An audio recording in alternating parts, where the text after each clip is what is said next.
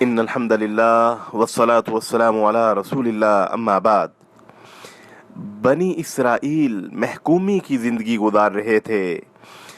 وقت کے فرعون نے انہیں اپنا غلام بنا رکھا تھا۔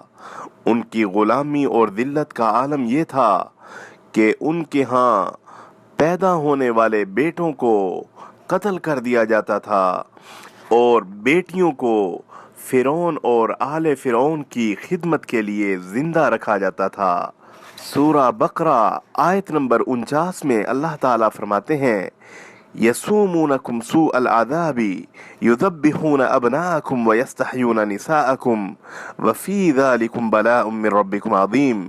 وہ تمہیں برا عذاب دیتے تھے، تمہارے بیٹوں کو بری طرح ذبح کرتے اور تمہاری عورتوں کو زندہ چھوڑتے تھے، اور اس میں تمہارے رب کی طرف سے بڑی آزمائش تھی۔ غلامی کے اس دور میں بنی اسرائیل میں ایک بچے کی پیدائش ہوئی جس کی پرورش اللہ کی تدبیر سے فرعون کے گھر میں ہی ہوئی۔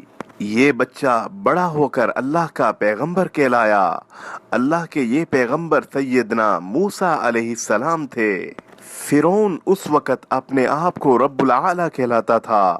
حضرت موسیٰ علیہ السلام نے اسے وحی الہی کی طرف دعوت دی، مگر وہ اپنی سرکشی پر قائم رہا۔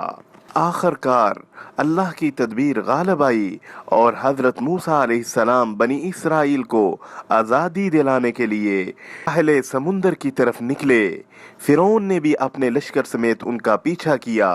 مالک کائنات نے حضرت موسیٰ علیہ السلام کو اپنی لاٹھی سمندر میں مارنے کا حکم دیا تو درمیان میں خشک راستہ بن گیا اور حضرت موسیٰ علیہ السلام اور بنی اسرائیل سمندر کے راستے سے دوسرے کنارے کی طرف پار کر گئے۔ فرعون اور اس کے لشکر نے بھی حضرت موسیٰ علیہ السلام اور بنی اسرائیل کا پیچھا کیا اور اپنے لاؤ لشکر سمیت سمندر میں غرق ہو گیا۔ اللہ تعالیٰ قرآن مجید میں فرماتے ہیں وَإِذْ فَرَقْنَا بِكُمُ الْبَحْرَ فَأَنْجَيْنَاكُمْ وَأَغْرَقْنَا آلَ فِرْعَوْنَ وَأَنْتُمْ تَنْظُرُونَ۔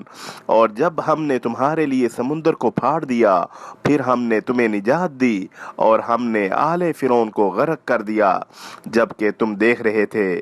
سورۃ البقرہ آیت نمبر 50۔ بنی اسرائیل کو یہ عظیم آزادی 10 محرم کو حاصل ہوئی تھی۔ اسی آزادی کی نسبت سے حضرت موسیٰ علیہ السلام اللہ کا شکر ادا کرنے کے لیے 10 محرم کا روزہ رکھتے تھے، اور یہودی بھی یعنی بنی اسرائیل بھی 10 محرم کا روزہ رکھتے تھے، اور پھر نبی صلی اللہ علیہ وسلم نے بھی مسلمانوں کو 10 محرم کا روزہ رکھنے کا حکم دیا۔